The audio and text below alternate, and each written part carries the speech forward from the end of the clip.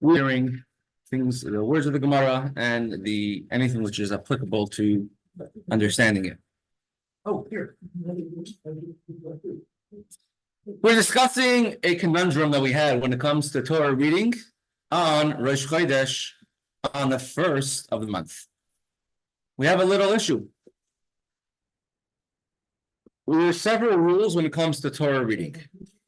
Every aliyah, I'm just going to recap shortly, every aliyah has to be at least 3 verses, 3 psukim long.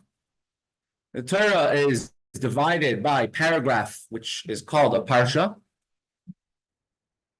The verses are from the time of Moshe Rabbeinu, and we need to read at least 3 verses per aliyah. Every Torah reading must be at least 10 verses. Rosh Chodesh, the first of the month, we have 4 aliyahs, 4 people called to the Torah. We must read at least 3 psukim, 3 verses into any given paragraph.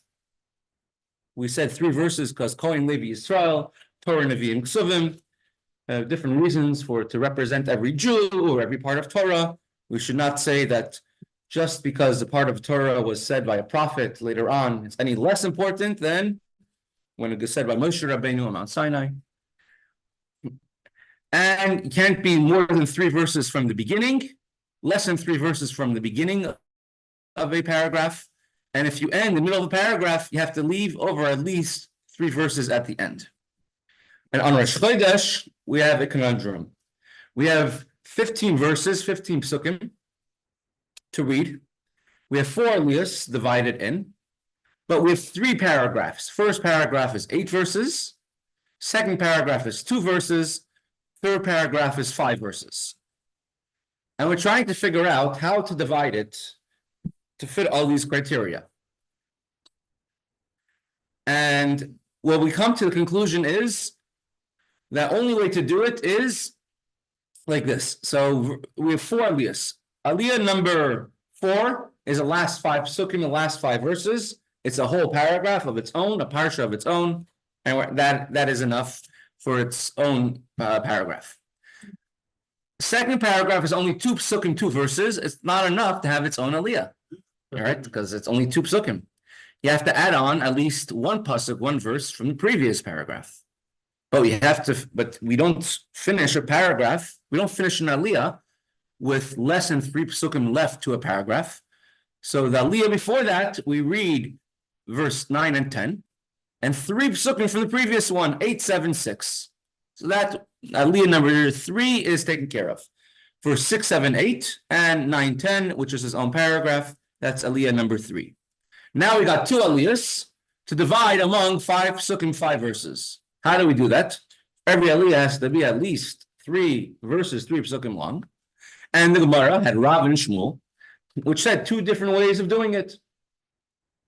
Rav said that you divide. So Rav said that you repeat verse number 3. Aliyah number 1 reads verses 1, 2, 3.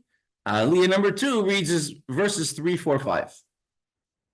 We don't usually do that. You don't usually repeat a Torah reading unless you need to. Like on Sukkot, Chol Moed, we do that.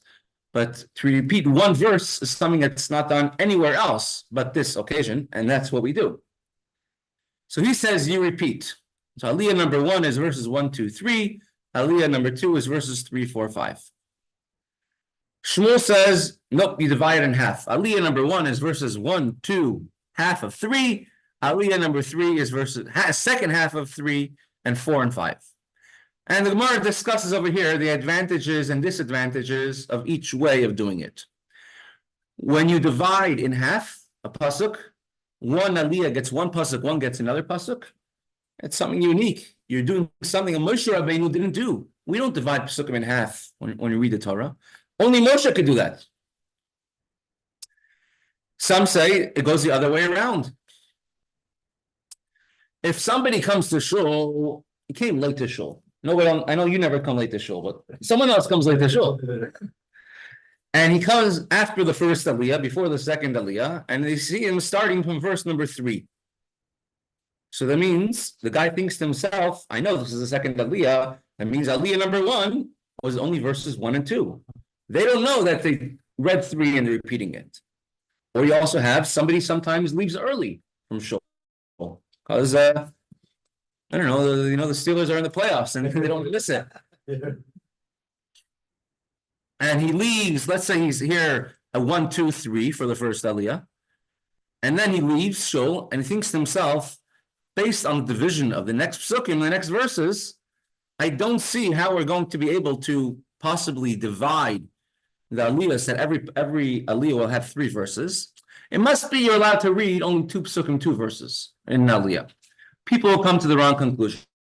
So he says, better to divide a pasuk in half, a verse in half. Now, one caveat that we did bring is all this discussion and theoretical is back in the day, in the times of the Mishnah and the Gemara, when everybody who was called to the Torah read their own aliyah. And there was no bracha, no blessing between every aliyah. Nowadays, people are very occupied, so they don't have time every week to prepare the entire Torah reading of the week in case they get called to an aliyah.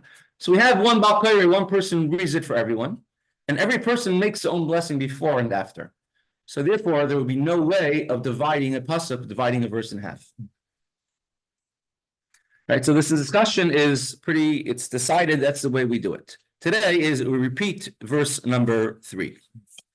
Regarding dividing a pasuk, dividing a verse, although it's something we said we don't do, because chapters in the Torah, that's not a Jewish invention, that's an invention from the different churches and over the months, over the years. But verses, a verse starts here and ends here, and the tunes of the Torah, which tells you where the verses start and stop, that's from Moshe Rabbeinu. However, there are times when we actually do only say half a pasuk. I'll give you an example. How about every Friday night by Kiddush? Yeah. The verse starts off, Eichulu Hashemayim, and the Hashem finished making the heavens and earth. The word is Yom HaShishi, and it was on the 6th day. That comes from a different pasuk, a different verse, different paragraph, as a matter of fact. As we see over here, Yom HaShishi is the last 2 words of this paragraph, and Kiddush continues with verse number 2 over here. How about when we bring the Torah back? And we say, Hallelujah, Hashem Hashem, Ki Niskav Shemay Levadai. That is only half a pasuk, half a verse. And over there, actually, we're only saying half of a verse with Hashem's name.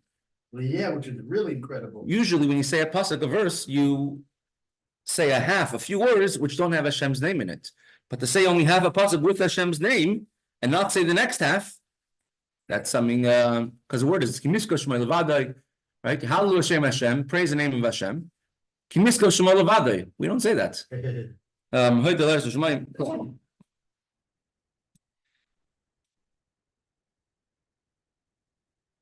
Or there's some places which the Chazan says half of the pasuk and everyone else says the other half of the pasuk. Sometimes in Hallel, some places everyone repeats Hodu Hashem Kitov Kilo Elam Chastoi. They repeat. For example, by a bris milah, right? The moel makes a blessing, right? He says, and in middle, everyone answers some words twice during 3 times during the bris milah. One of them is Hoigul Hashem ki tov ki lo imchaste, praise Hashem. Some places, who's making the bris milah says Hoigul Hashem. And everyone else answers ki tov ki lo olam chastei. Hoigul Hashem ki tov. Everyone answers ki lo olam chastei. We do the entire verse in Ashkenazim, but other people do half and half. And many times, Gadol Hashem iti, and some people do the other half. So there are times in certain places in davening that people say half a verse. As Yashir, when he came to the Torah reading, when it came to the Song of the Sea, we had a similar thing. Says that when they cross the ocean, cross the sea, and then there's 3 opinions in the Gemara how do the Jews sing the Song of the Sea. And one of the opinions is that Moses said a verse, and everyone answered, the whole Jewish nation answered, Ashir Hashem, with Hashem's name. Let's sing to Hashem. So the psukim were said in such a way that they had half of a pasuk, half of a verse with Hashem's name. But here's something that we actually do have an issue. In Hallel, right? Let's look in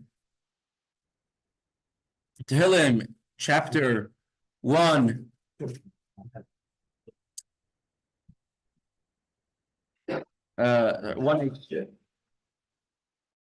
118, near the end. Look at this pasuk, this verse. Verse 25, which is Ana Hashem Oshiana, Ana Hashem Atzlichana. Please Hashem save now, please Hashem make us prosperous now. During Hallel, we divide this pasuk in half. And everyone says, Ana Hashem Oshiana. The Chazan says it. Everyone repeats out loud. And we do it twice. And then we do Ana Hashem Atzlichana. So we do make an interruption. We repeat the first half of the pasuk 2 times. And then the second half of the pasuk 2 times. So we do see that there are times when you are able to make changes in a verse. So the Gemara says over here that any pasuk, any verse, which Moshe Rabbeinu didn't split, we can split. And that's why Rab does not want to split the verse in half. There are times that we do it. It's a very difficult question that people ask. Tosfos says 2 different people used to say it. One person would say Ana Hashem Hashiana for the first time. A second person would say it the second time. And the same person would say Ana Hashem Atzlichana and say Ana Hashem Atzlichana. That's how he says it was done. And that actually, there's actually that each one is only saying one time. Mm-hmm. Oh, well, that would make sense then. Correct.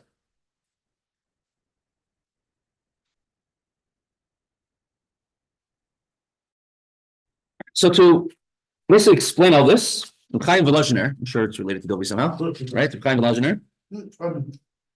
It would be, but there was a Polish shidduch in the family. It didn't fall through. He talks about not the Nusach HaRi, because Nusach HaRi changes it because of this question of Reb Chaim Volozhiner. Many people, they raise their finger, say, Bezos, HaTorah, Shasam Moshe, when they raise the Torah, Lifnei B'nei Yisrael, B'yad Moshe. The words B'yad Moshe are not part of the pasuk, not part of the original verse in Chumash Devarim. As a matter of fact, the B'yad Moshe comes from a different Chumash entirely. So how could you add, how could you say different things which are not part of the Chumash? Al Pi Hashem B'yad Moshe is actually the second half of a pasuk, of a different pasuk, right? So how can you put a half of a pasuk and connect it to the beginning of a pasuk? So Chabad custom is we don't say this. Al Pi Hashem B'yad Moshe, because we don't want to take only a half of a verse, right? But many nuschos, many sidurim have this. Moshe B'nei Yisrael, and then they put half of another pasuk Al Pi Hashem B'yad Moshe, according to the hand of Hashem, the word of Hashem, the hand of Moshe. So Reb Chaim Volozhiner, he says that you have to change the nusach. He has a different nusach. And he says you're really quoting, he actually changes a few of the words. He says Zos HaTorah till Lifnei B'nei Yisrael, and he takes away the second half. But to answer this general question, how can you divide a pasuk? How can you divide a verse? The answer given by the Magen Avraham is whenever you have an asnachta. Asnachta is you have every pasuk, every word has its own cantillation. So this its own note, and the note over here, which is like the upside down. How do you pronounce it? It's like a horseshoe, or it's like a tuner for a violin. The snachta under the word Lashem here, Anisani. Most psukim, most verses, you have a break in the middle, and you have an asnachta. So that note which divides the word in half. So he says, whenever you have an asnachta, you are allowed to divide a pasuk, divide a verse, if there's a need. Like when it comes for davening or something else, you're allowed to divide it. So, for example, Ana Hashem Mashiach Na, the word Na you have an asnachta. So you have that underneath. So he says that's like a half of a pasuk. The line at the end is called the sof pasuk. the end of a verse. But the one in the middle is like a half of a break. And therefore, on Shabbos day, many people, when they make Kiddush, they start off with the words Al Kain Berach out loud. Yeah. Now, okay, we do say the whole verse before, but they only start in the middle of a pasuk, Al Kain out loud. Someone else comes along. As a kid, I always thought Kiddush started from Al Kain Berach, right?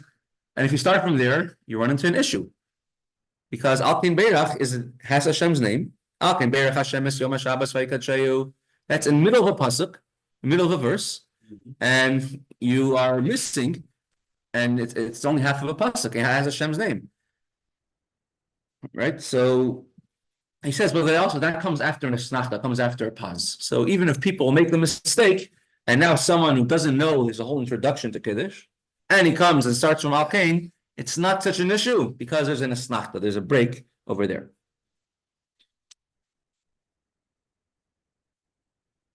When it comes to the first day of creation, on Simchas Torah, usually, at least the Chabad shuls, everyone's after a good little Kiddush at this point. So I don't know how much people actually recall. But there's 6 days of creation, and every one of the 6 days of creation, as soon as we come to the end, and it was evening and it was morning one day. And every single time, the Bakora stops, and everyone says aloud, although this is only a half of a pasuk, half of a verse. And again, our whole issue with Shmuel is that we can't make new divisions in Psukim, which we don't have from Moshe Rabbeinu.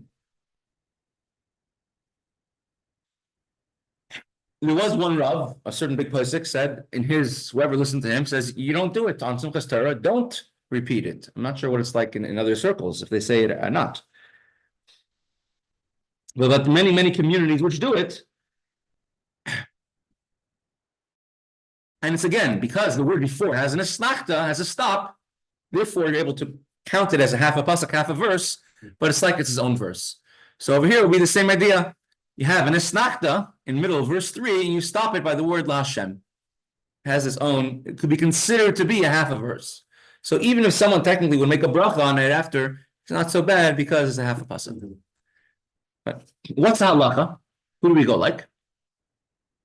Amar Reb Tanchum, Amar Reb Yeshua ben Levi. Says Reb Tanchum, says in the name of Reb Yeshua ben Levi, halacha hiyesh omrim. The halacha is like the opinion which says that you always have to, when you're reading a paragraph, you have to start 3 psukim in. You can't start, if you're starting in the middle, you shouldn't start when you're starting to read a paragraph, don't stop a pasuk or 2 in, stop at least 3 psukim in.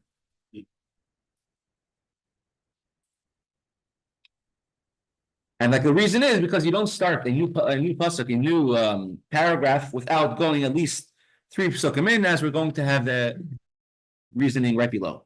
The Amar of Tanchum, Amar Rabbi Yeshua ben Levi, says Rabbi Tanchum, the name of Rabbi Yeshua ben Levi, Kashem she'en maschilin b'parshat pachas mishlosh psukim, kach ein meshayir parshat pachas mishlosh psukim. Whenever you read a paragraph, and you start a paragraph, read at least 3 verses in. And if you finish the middle of a paragraph, leave at least 3 verses to the end. And like the reason will be said because some people come late to shul, some people leave early from shul, and people are going to come to say, you don't have to read 3 psukim. I see he left only 2 psukim left to the end, so you don't have to read, you can only read 2 psukim for an aliyah. So in order that people should not come to make a mistake. Continues the Gemara. Shita hashta maskalta de kamekel tanakama machmiri yeshemrim shudot machmir tanakama lekol shekein the machmiri yeshemrim. We have 2 opinions which were brought here in the Gemara. Yaakov, welcome back. We're so excited to see you. Welcome back, Yaakov. I would have thought to say, you have a paragraph here in the Torah which has psukim, let's say this one has 8 verses. If you're reading at least 3 psukim in, you might think to say that that's a first opinion. Second opinion says you have to also leave 3 psukim at the end when you stop. If the first opinion is being more lenient, he says you're allowed to finish with 2 psukim left. The second opinion says you also have to leave 3 psukim over. So you might think, why should I have to repeat the first path? If you hold the opinion, you have to at least start 3 psukim in, because some people come late. So then, if you have to leave at least 3 psukim over, because some people leave early and might come to make a mistake, you're being more stringent. So what is Rabbi Yeshua ben Levi really coming to add over here?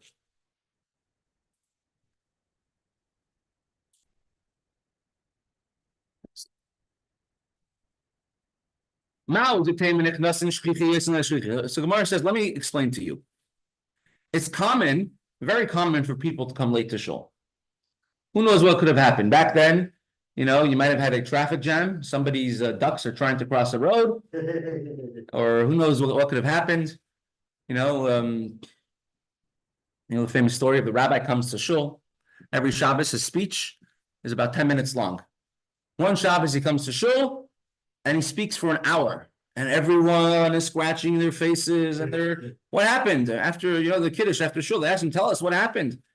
Like, well, what today for an hour? He says, every day as I'm walking to shul, every Shabbos, I prepare what I'm going to say. It takes me 10 minutes every week to walk to shul. Today, there was construction. I had to take a detour today. So it took me an hour to walk to shul today. So I spoke for an hour. So there's times coming to shul late, accidents happen, things happen. You have to change a diaper before you go. Something happens. However, once people come to shul, they don't usually leave early. They usually stay for Torah reading and respect for the Torah. The Torah is out. So you stay till the end of the Torah reading. It's common, so therefore, people coming late, which is more common, it makes sense to make a decree that you have to always read at least 3 verses in the beginning. At the end, if you leave over 2 psukim, it's not a big deal. They're probably going to stay to the end and see how you repeat the pasuk. But in the beginning, people come late. But as the words of the Gemara is, the manchi sefer Torah v'nafki, people will not leave a sefer Torah and walk out. Kamash Malan, and this comes to teach us. Now we're actually with the day of Yud Shvat. This is a very sobering story, you could say, of the Rebbe, which happened on Yud Shvat with the sefer Torah. Yud Shvat was Shabbos, right? Yeah. So we're the week of it, yeah. Right. Now, as we spoke last Shabbos, whoever could should get an aliyah. We spoke Friday, whoever is able to should get an aliyah, because it's a minhag custom is you get an aliyah to the Torah the Shabbos before you have a yard site. I did. So you got an aliyah the Shabbos? I did. Whatever was I knew I was going to be late to get to Torah. And this particular week it was very good to get to Torah. So I stopped off Pickle Babbage, got an aliyah, and went off to get to Torah. Right. Right. So we get an aliyah the Shabbos before Yud Shvat, and the Rebbe said you shouldn't add more aliyahs to the Torah reading, rather make many Torah readings. So you go to shul from 8:30 in the morning. There are many minions for Torah reading. Everyone should get an aliyah. That was in 770. This past Shabbos. There are hundreds of you have to reserve. I'm going to be in 2 Torah readings from now on this Torah. Anyways, Baruch Hashem, everyone gets an aliyah. So it was a Shabbos. The Rebbe used to. The Rebbe became Rebbe in the 1950. In the 1950s, and until 1961, I think it happened. It happened sporadically, but Shabbos morning, the Rebbe wanted to encourage the yeshiva boys who come to yeshiva to learn to come on time Shabbos morning. And also, there were in the past, the custom was some of the Chabad Rebbes in the past used to say a Maimer, Chassidic discourse, Shabbos morning. Maimer is more special than the Sikha, more than a regular talk. It's a deep Chassidic discourse. So the Rebbe would many times, I can't say many times, probably happened altogether 15, 20 times over, it happened from time to time. That Chassidus officially, learning Chassidus davening started at 10 o'clock, and the Rebbe would walk in at 8 o'clock in the morning, to where the 770 yeshiva bachrim are learning, and the Rebbe it starts at 8 o'clock. The learning, the Rebbe will walk in at 7:58, 7 a few minutes before, and the Rebbe would, whoever's coming, the Rebbe would tell them come inside, and then as the second it hit 8 o'clock, the door will close, it will be locked, and just for the bachrim that were there, the Rebbe would say a Maimer Chassidus, very special Maimer. And this happened, you never know when it would happen for those that were there. And it was a very special thing, because usually you have a Fabrengen with thousands of people, at least hundreds back in the 50s. And here it's a very small crowd listening to the Rebbe say a Maimer early in the morning before davening on Shabbos. There was one Shabbos morning, where it was a Shabbos before Yud Shvat, and everyone is getting an aliyah being called to the Torah.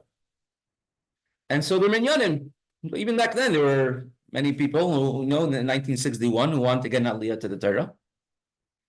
So, and they wanted to be on time for Chassidus because they always want to be on time for Seder, for the yeshiva schedule.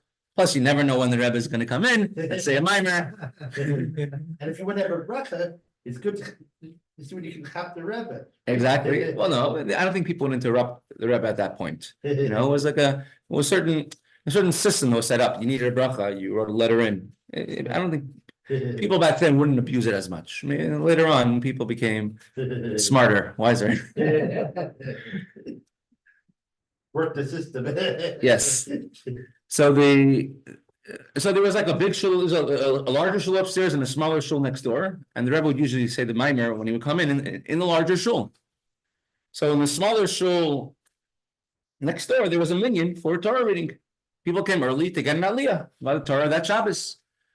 As soon, the middle of Torah reading, and then suddenly they hear the Rebbe walks into the larger shul and says, now the Rebbe wants to say a Maimer. Whoever came on time. So everybody who was in the middle of the Torah reading, was getting an aliyah. They left the Torah there. They covered it. They left the Torah and quickly ran to the room to hear the Rebbe reading, to hear the Rebbe say a Maimer. And the Rebbe asked, the Rebbe said, it's a bizayon. It's a not respectful to leave it Sefer Torah in the middle. And whoever, make sure the minyan that was there should go back go back to the Sefer Torah.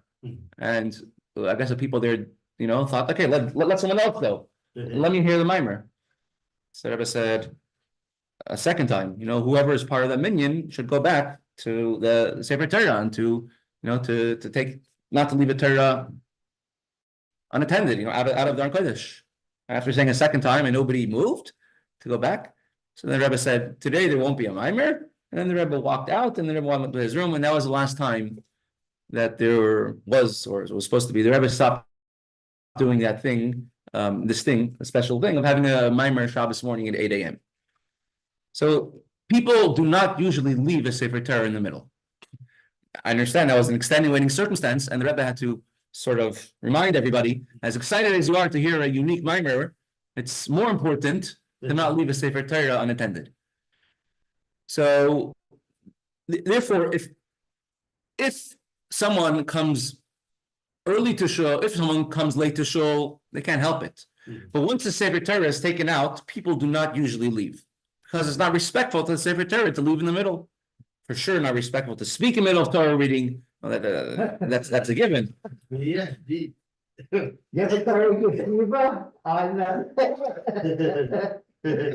it. I'm not saying any names. All right. So says the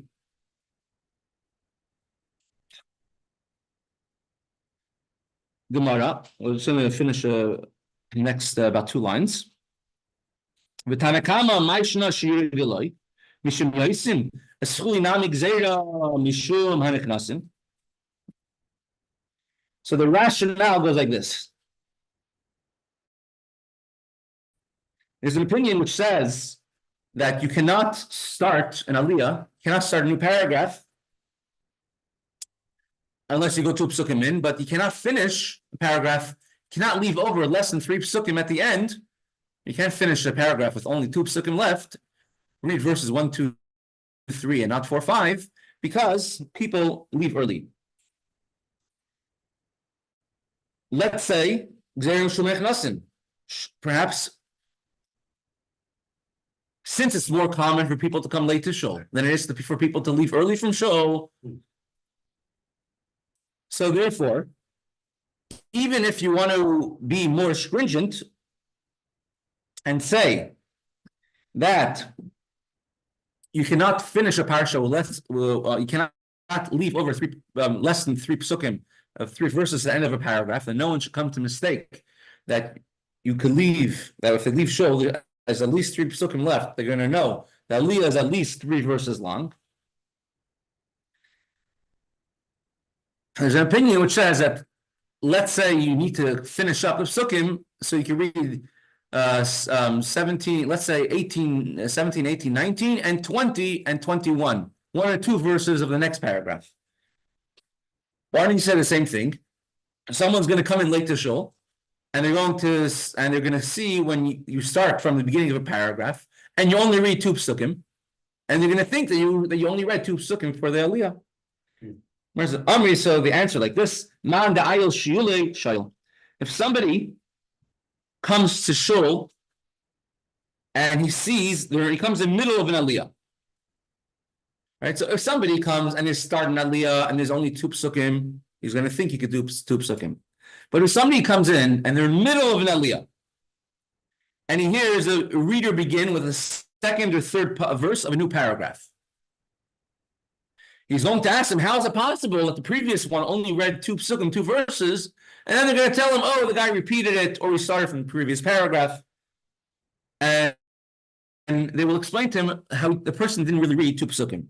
So somebody who comes late is not going to come to have an impression by mistake that you're allowed to read less than 3 psukim. However, if somebody leaves early, he's not sticking around to question. How can he leave over? He's going to, if you read if you read an aliyah and now you have 2 psukim left in the paragraph, he's leaving shul early. If he would stay longer, he would see they're repeating a pasuk, and you are doing 3 psukim.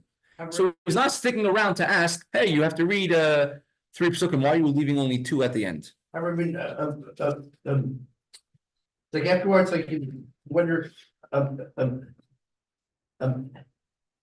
what level of actually likelihood to have a gesirah? In others, most people, okay, maybe they're going to come late to shul, but they're going to be sticking out to the bitter end of the shul. We didn't go to shul or leave early, unless God forbid there's a dentist appointment or something, you know. Right. So that we're making, like, how unlikely an event before the rabbi say, okay, it's not worth making a gzera for this about. So saying, at what point do we stop making a gzera? Exactly, yeah. That's a good question. A lot of what we do, a lot of Yiddishkeit is gzeras, is decrees, because of this, because of that. Some of them might seem a little bit far-fetched in our mind. There is a certain point, you know, it says about the Kohen Gadol, he has to be married to be a Kohen Gadol. If his wife dies, then he can't go on Yom Kippur, he can't go into the Holy of Holies. Because you have to be married, because when you're married, you have a family that you could daven for and pray for as well. And it's one of the prayers that he davens is for his family as well. And so in the Mishnah, in Mesechta Yoma, it says, you have to, if a Kohen Gadol before Yom Kippur, they would have a replacement Kohen Gadol in case something happens to him and he can't do it. So they said you have to make a replacement wife in case his wife dies, that he can marry someone else. So the other Tal answer, "Ein lo davar sof." Then there's no end to it. You know what happens if a second one dies? You have to have a third one, right? So there is a certain point where something which is uncommon at all, you don't make a gzera, don't make a decree at all. You don't have to make a decree. But something which here you could come to make a mistake, that you would make a decree, and something fundamental like Torah reading, it's a very fundamental thing.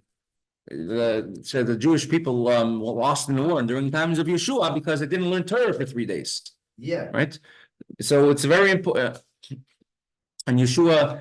So it's very important when it comes to Torah reading that everyone gets it right and come to the impression that you don't just say one pasuk, one verse, but you do 3 at a time. You know, there's a story of the rabbi is giving a drasha, a speech. In the middle, somebody gets up and leaves. He asks him, "Where are you going?" In the middle of a speech.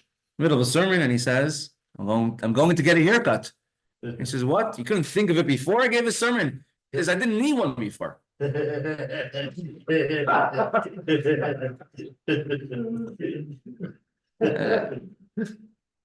We're going to conclude with some Kuntres Umayan.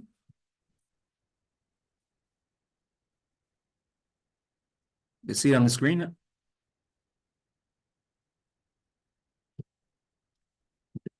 Kuntres Umayan is a very unique pamphlet. It was given out as a pamphlet by the Rebbe Rashab. My father, Al Shalom, he gave some of the early classes of Kuntres Umayan when we were learning it over here back then. Well, like in chapters, in Maimer 1 or 2, it's divided into Mamarim, discourses. Each one has several chapters. And now we're holding in the second to last Maimer. We have about 2 chapters left to the entire Sefer. And now he's wrapping up the crux. He's coming to a lot of the practical applications of everything I was learned before. The first half of this kuntres of this entire book or pamphlet was talking about ruach shtus, idea of foolishness, how a person could convince himself that if I sin, or even more than that, because I sin, because I do something that the Torah doesn't want, I'll have a good life. And he explained they might be right, they might not be wrong, they might be right. But it's short-term, long-term, it won't be. Long-term, it doesn't. And explain the spiritual mechanics, how that works. Then, the whole second half, we went to great length, going through all the opinions of how often a person is judged, all the different sources. It says, on Rosh Hashanah, you're judged how much money you will earn that year. And it says in another place, you're judged every single day, how much you'll earn that year. And it says in another place, you're judged every hour. How does it work? Everyone comes to show Rosh Hashanah because we know we were being judged for the whole year. So are we being judged on Rosh Hashanah? What about every day? Why do we daven every day then? And every day we daven and we say, Hashem, make us heal, give us sustenance, many things we ask. And we explain that at great length. Also, based on the spiritual mechanics of it, we explain that what happens in Rosh Hashanah is like a pledge, you could say. I'm pledging I'm going to give this and that. And you have to collect the pledge every single day.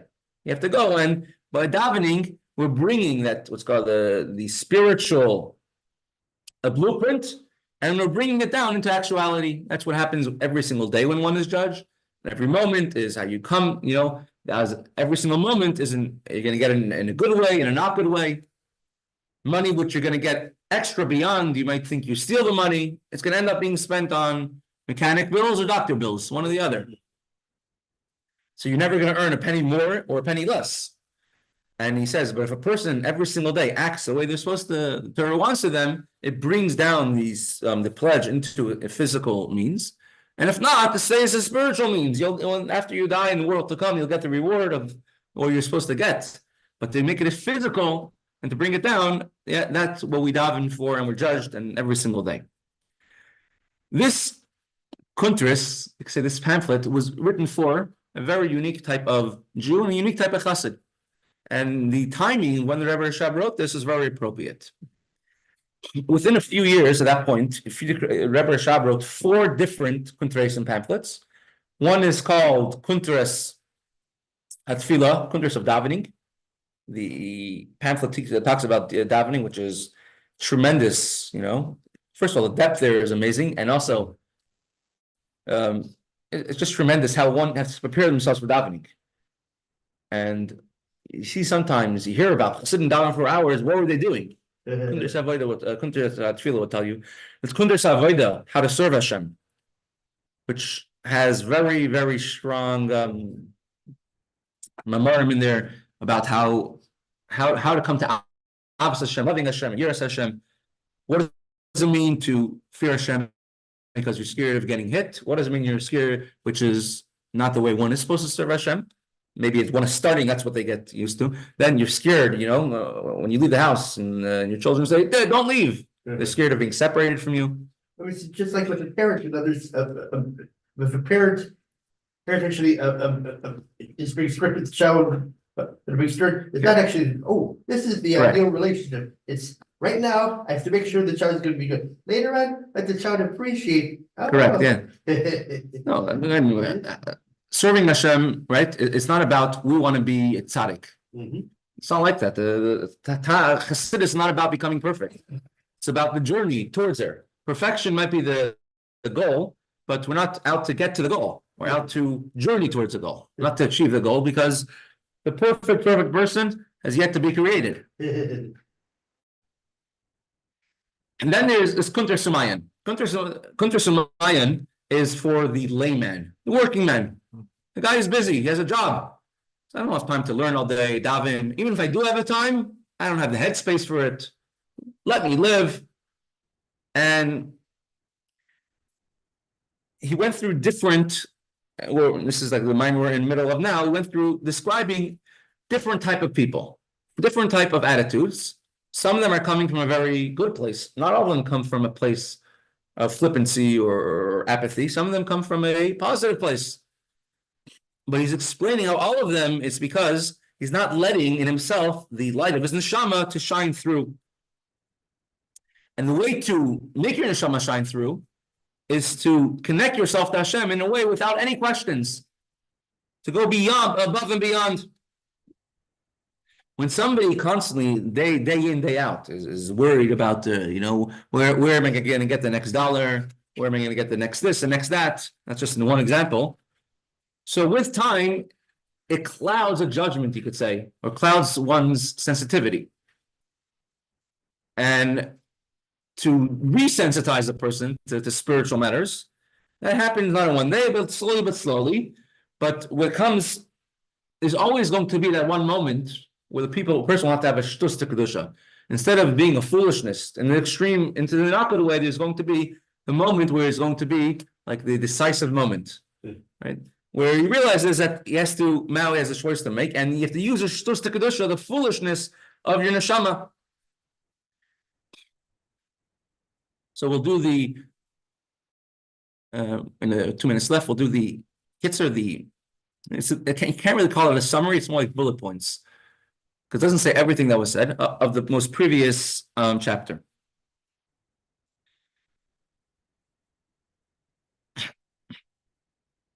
Our Jews have one very good and very characteristic. It's our biggest blessing and it's our biggest detriment, you could say, which is akshanas. We're very stubborn people. We use our stubbornness sometimes in very good ways. Sometimes use our stubbornness in very not good ways. Baruch Hashem, we kept ourselves alive in Yiddishkeit with the Torah and everything, when other nations that have gone through, or we've gone through, probably would have just stopped being who they are. They've readily, and they've readily given up actually their correct. Like you converted that. Okay, we'll convert. In the same thing, a person could stop themselves from going after what their desires, what their lusts are. It's a term that's, I don't know, was popular a couple of years ago, called impulse control. Just control your impulse. It's something which a person could do. If I have a big desire to do one thing, I could, fight against the bull, you could say, and to hold the bull by the horns. To use the same obstinacy that we're granted, which is sometimes used in a negative way, to use it in a very good way. Misha or nafshay helikis bilti mer lebigile. Someone does not have sensitivity in their soul. Say, this whole thing doesn't talk to me. It happens to everyone. Don't think it's that doesn't happen to me or anyone else. It happens all the time. Every day is a struggle. One day you're in the mood, one day you're not in the mood. So at those times when you're not in the mood, that's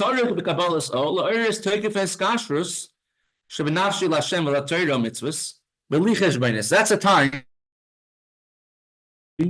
to manifest in oneself the obstinacy and to connect yourself to Hashem and do Torah mitzvahs, even if it doesn't make sense. And I brought an example last time of a person came to Pittsburgh. He asked my father to arrange for him a minyan, and he thought he has to say Kaddish. It was 12 o'clock at night, and brought him a minyan to his hotel by the airport. And afterwards, are you a chiyuv? Like, do you have to say Kaddish? No, I just love minyanim.